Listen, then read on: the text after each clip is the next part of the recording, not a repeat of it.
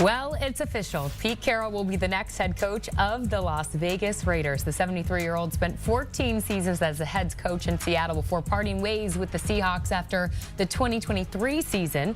His career highlights include a college football national championship at USC and guiding the Seahawks to a championship in the Super Bowl 48. For more on this, we welcome in our former Raiders CEO and panelist on the show Tops during the NFL season. It's Amy Trask. Amy, it is so lovely to see you.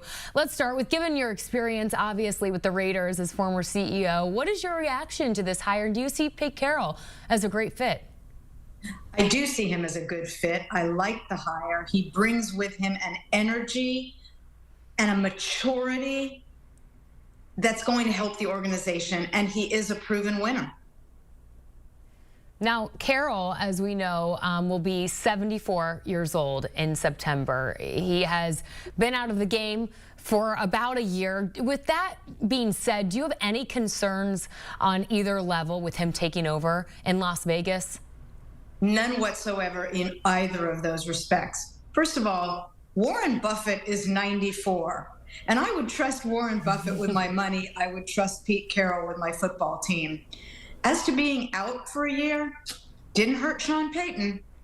Yeah, most definitely. And I think you could probably argue that it's the experience that he brings with him to Las Vegas. What's your read on Tom Brady's influence on all of this process?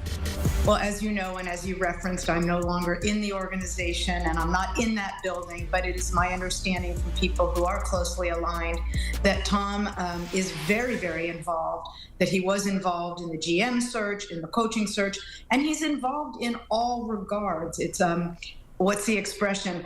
Sleeves are rolled up and he is involved. Well, the Raiders also hired a GM as well, and John Spytek, as we know.